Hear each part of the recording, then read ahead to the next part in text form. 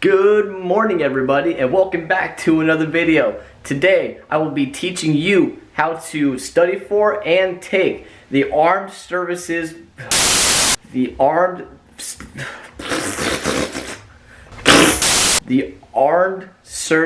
Vocational Aptitude Battery, otherwise known as the Asvab.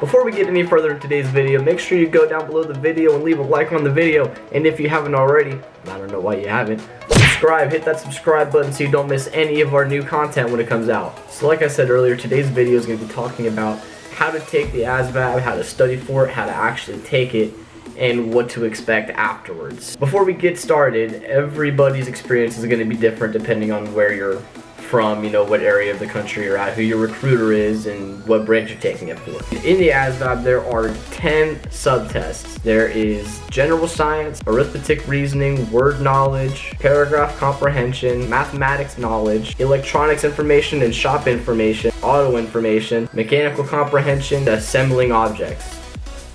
10. Each different subset has its own number of questions, but basically you need to start honestly. Number one, you have to study. Don't think you can just go into the test and not study, think you'll be fine. Like, especially if you've been out of high school for a while. Like, I've been out of high school for 2 years roughly, and I needed to study and I forgot most of it, especially the math. The math was the hardest part for me. Just remembering everything that has to do with algebra and geometry was the hardest part for me to try to remember.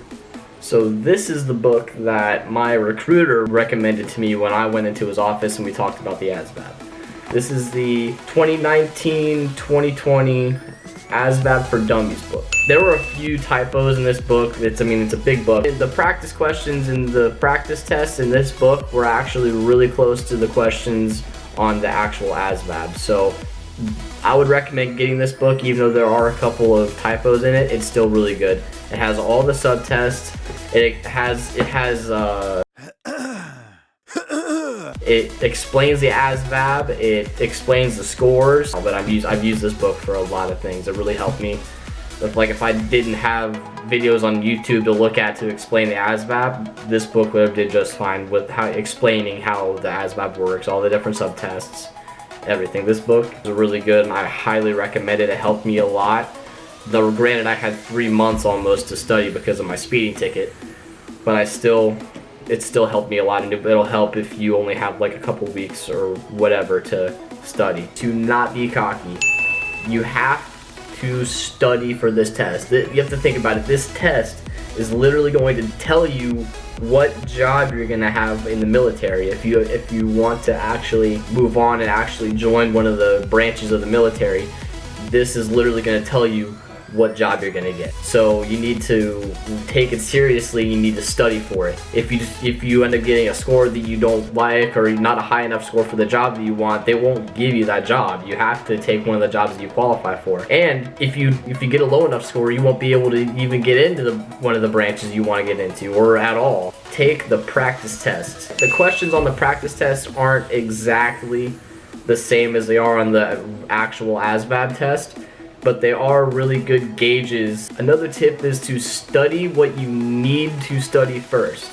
So when you're studying for the Asvab and you have all the different subtests and you're trying to figure out which one to study for first, and you only have a certain amount of time to study for the test before you have to actually take it, pick and choose which subtests you need to study for the most and study those. Don't try to go from cover to cover studying the whole thing, because if you do that, it takes a lot of time and you won't be able to retain all the information that you read. You need to, let's say that you're really bad at math. Study the math first. And then if you have time left over, study the other sections that you don't need a lot of help in. The Asvab scores are comprised of adding the different certain subtests to make different scores. And if you score badly over here and score good over here, that's not necessarily good for your overall scores. Alrighty, so you've done all your studying and it's the day before you have to take your test and you're super stressed out and you feel like you want to study everything all over again. That's not a good idea. The day before the test, you need to relax, do something that is relaxing to you and calming to you. I don't know if video games is really a good idea because you might be the person that gets mad over video games and that's not good. That would add to your stress.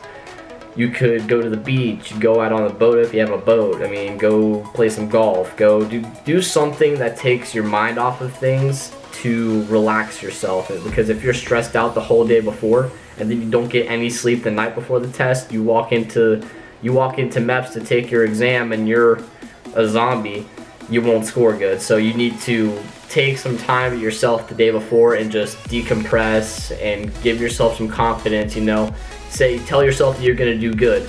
Honestly, telling yourself that you're gonna do good, having confidence about the test is going to go a long way. My experience was I sat in a big reception room with a bunch of people that I did not know, never met before in my life, and I was really anxious, I was shaking, and I didn't have my phone or anything on me, so you can't just sit on your phone and wait. You have to leave your phone in the car. You can't take your phone in. And the only thing I could think about was this test, and I was so stressed out, so nervous. I was shaking really badly, and I thought I was gonna do terrible. I thought I was gonna psych myself out, and it was bad. You get on the computer, you start your test, and the first thing you need to do is write down everything that you can remember.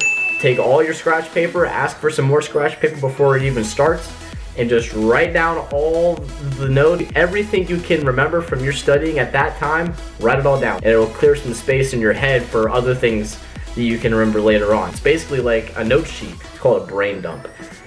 Not that I have very much in my brain anyway.